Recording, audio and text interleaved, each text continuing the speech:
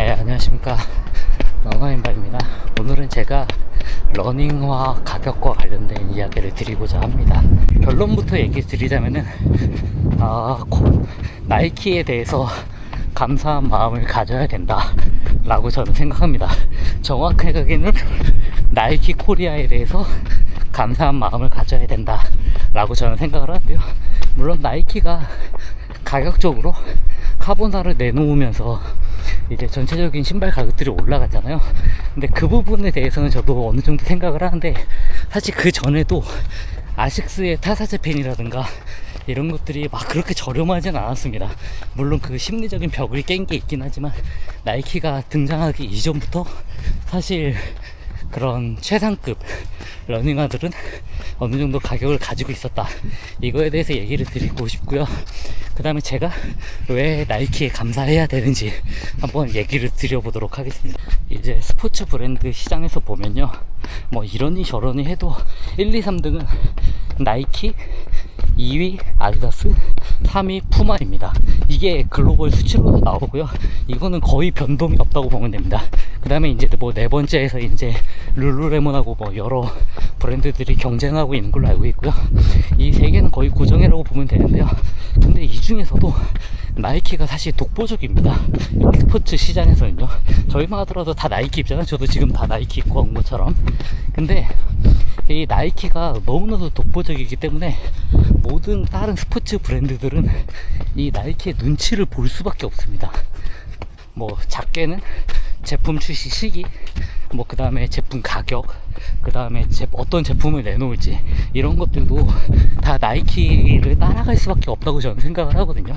그래서 나이키 자체가 워낙 이 시장을 리드하는 브랜드이기 때문에 다른 브랜드들은 나이키의 눈치를 볼 수밖에 없습니다. 그래서 여기서 의도치 않게 이제 나이키에 대해서 감사해야 하는 일들이 생겨나게 됩니다. 바로 뭐냐면요, 가격을 유지해 준다는 겁니다. 네, 제가 정확한 예를 들어드리자면요, 우리나라에서 그 나이키 알파플라이가 33만 9천 원, 32만 9천 원 이렇게 팔았는데요, 해외 출시가가 나이키가 285달러입니다. 그러면은 여기에 단순 1.1, 1.2만 곱해도 이미 30만원 그냥 넘어버립니다. 사실 그래서 나이키가 거의 전 세계적으로 환율을 고려하면은, 물론 그 나라의 소득 수준에 따라 차이가 있겠지만요, 고려하면은 거의 가장 싸다고 할 수 있습니다. 그래서 많은 분들이 이 혜택을 보고 있는데요. 근데 이게 비단 나이키뿐만 아니라 다른 브랜드에도 영향을 줍니다. 어떤 식으로 영향을 주냐면요, 이 알파플라이 가격, 이거를 다른 브랜드들이 넘을 수가 없습니다. 그러니까 비슷한 경쟁 상대 제품 같은 경우에는 무조건 이것보다 싸게 혹은 똑같이 출시를 해야 된다. 네, 물론 그렇다고 해서 러닝화 자체가 싸다는 건 아닙니다. 러닝화 자체가 전체적으로 비싸다는 건 우선 깔고 가고요. 네, 그래서 사실 알파3가 되게 낮은 환율로 포지셔닝을 하고 있는데요, 다른 제품들도 사실 알파플라이 3 눈치를 봐야 되기 때문에 그 환율을 넘어설 수가 없는 겁니다. 그래서 제가 뭐 예를 들어 드리자면, 뭐 아디다스라든가 뭐 호카라든가 뭐 푸마라든가 이런 브랜드들이 다 더 비싸게 팔고 싶어도 사실 알파플라이보다 비싸면은 이제 메리트가 없다고 생각을 하기 때문에, 소비자들이요.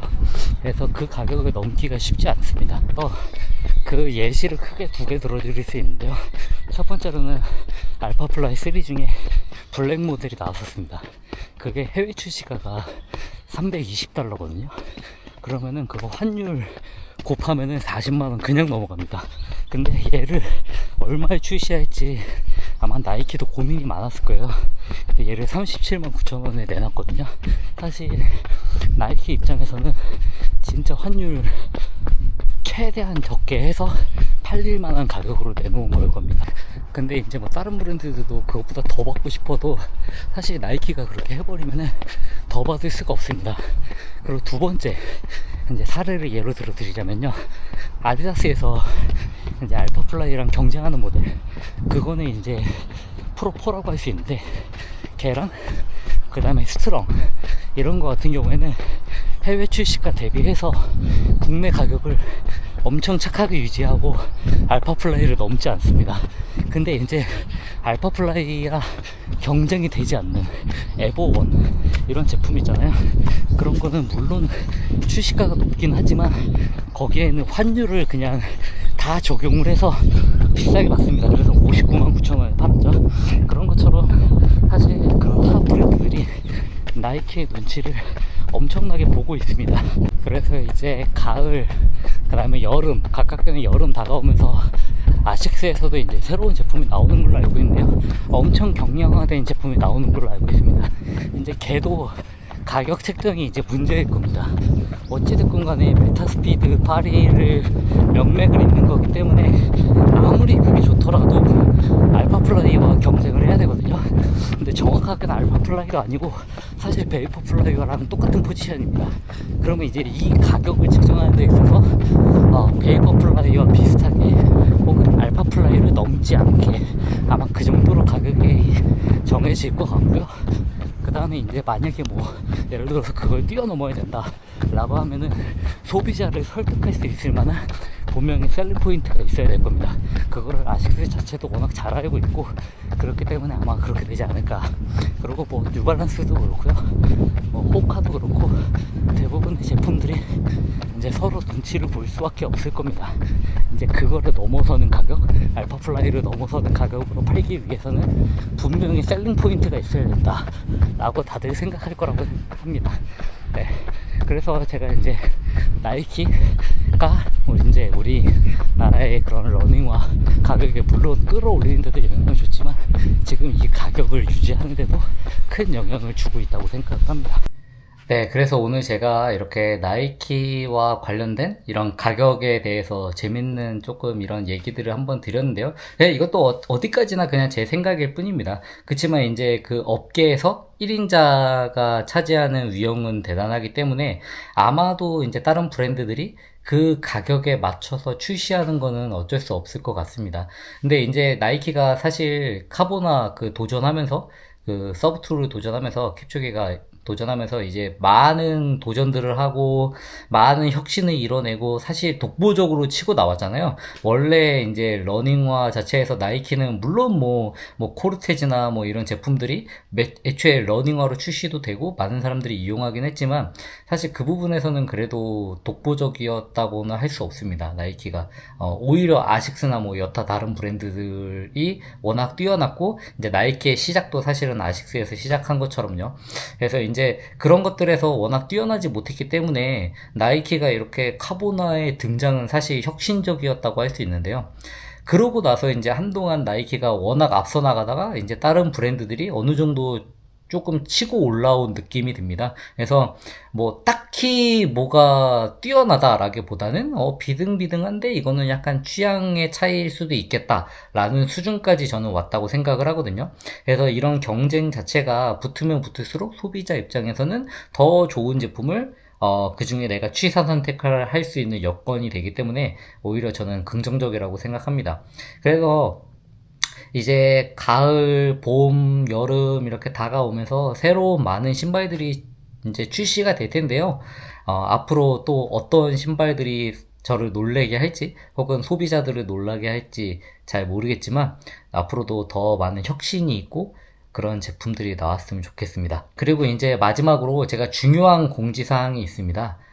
제가 러닝 참견을 어떻게 운영할지에 대해서 조금 많이 생각을 해봤는데 이제 러닝 참견을 제가 접수를 받을 예정입니다. 그래서 미리 공지하고 접수를 받는데요. 요번에는 어떤 식으로 진행할 거냐면요. 원래 5시 20분에 일요일마다 모여서 식물원을 뛰거든요.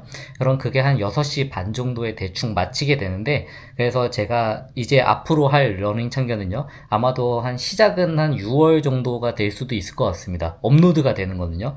그래서 앞으로 제가 할 러닝 참견은 이제 접수를 받고 그래서 6시 30분에 일요일날 식물원에 그분과 함께 뛰면서 이제 직접적으로 다이렉트로 러닝 참견을 진행하고자 합니다. 그래서 그분이 궁금했던 점, 뭐 어떤 것이든지 좋죠. 근데 제가 드릴 수 있는 한계점은 명확할 겁니다.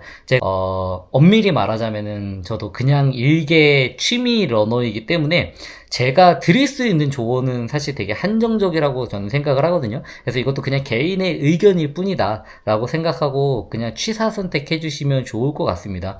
물론 이제 제가 경험해 본 거에 따라서 없는 얘기를 지어내진 않고, 그리고 제가 겪어보지 않은 얘기를 잘 하지 않겠지만, 그래도 어느 정도 한계치가 있을 거기 때문에, 특히나 이제 저한테 막 자세 지적해달라고 하시는 분들이 많은데, 자세는 제가 얘기 드렸다시피, 사실 왼쪽, 오른쪽이 비대칭한 것만 아니라면은, 어느 정도 내가 꾸준히 하면서 몸에 익어간 자세는 저는 굳이 그거에 대해서 막 이렇게 했으면 좋겠다, 이렇게 하세요, 이렇게 하는 게 맞습니다 라고 저는 할 수 없다고 생각을 합니다. 그래서 뭐 그런 거에 대해서는 제가 조심스럽게 그냥 이렇게 조금 하시면 좋을 것 같습니다 정도의 추천만 해줄 수 있을 것 같습니다. 네, 그래서 요약하자면요, 이제 제가 조만간 신청을 받을 거고, 그 신청 받는 분은 물론 이제 영상에 나오는 걸 동의해 주셔야 됩니다.